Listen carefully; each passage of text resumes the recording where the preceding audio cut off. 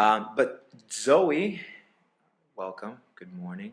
Good morning. Zoe invited me out here to her book camp, and so at the same time, we thought it'd be a great idea to get her story because I also have a project. Besides Gifted, I also have another project called Shenzhen Chronicles, and the whole idea of Shenzhen Chronicles is to actually get the stories of the people in Shenzhen, figure out why it is they do the things that they do, how they're helping the community out as it's growing. Because Shenzhen is one of those places where uh, it's brand new, it's developing really quickly, and and there are a lot of, I would say, hustlers out here. Hustlers in the term, in the sense that they're passionate about what they're doing. They're hardworking, and they create opportunities for themselves. They don't wait for other people to hand them the opportunities. And I've noticed you. I've noticed there has been a big shift. I've actually been watching you since about August, and the Z world, the Z program, where you created Z Boot Camp, Z Sports, Z. Maybe you can share more with us about your Z empire. Okay, this is a really great chance to share with Chrissy. It is fantastic. So about Z, that it's a story actually. Maybe first start, who am I? I mean, what I am living for. Okay. Something really makes me like, first, I am a freelancer. I've been a freelancer since January 2015. Okay. Whenever someone asks my job, I tell them I am a freelancer. Their first reaction will be, wow, so great. Right. And I want to be a freelancer. Can you tell me more about your life? Blah, blah. So people want to be me. Okay. As a freelancer, it's not an easy thing. And the Z Empire actually has a close relationship to being a freelancer from my experience, because that's my way of doing self-branding. Okay. You should be unique, different, and make people think of you all the time. Right.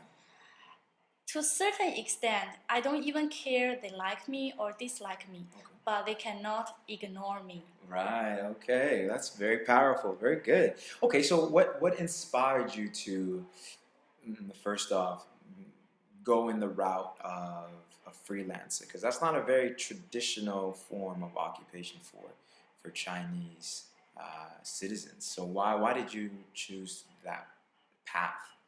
Yeah, I agree with you. It's not very traditional, especially for me, because I graduated from a very good university in mainland China, like top 5. So if I introduce myself to some Chinese, say I graduated from blah blah university, they know. They know. And that's a good selling point if I want to find a good job. Okay. But why I chose to be a freelancer? Actually, I did 2 full-time jobs before. One was 1 year, and another just 3 months. They were not so happy experience. Okay. For the first one, it was too busy. The problem with it, too busy. Right. I was a training center English teacher. Wow. For people who know that job, you have no weekends, Yes. no holidays, Yes. even no nights. Yeah. The tragedy was that was my first job, first year in Shenzhen, and after 1 year in Shenzhen, can you imagine that? I haven't made a new friend. That is. I had no social life. Right. And I earned, okay, a amount of money, but not that large amount to change your life. Okay. So I made a choice. I didn't want to continue. There was one story during my first job, because I was so busy. And as a teacher, sometimes we need to do some demo class to parents, Right. Especially when it was the beginning of a new semester. And the only chance at that time for me to buy a new dress was after working like 9:30 p.m. and I just very quickly went to Coco Park. Okay. I wanted to buy a beautiful, elegant dress for the next open class. But when I hurriedly got there, the saleswoman told me, "Sorry, we're closed." Oh no. At that moment, that was the turning point. At that moment, I stood at Coco Park. I could not control myself anymore. Hey everybody, thank you so much for listening to Shenzhen Chronicles.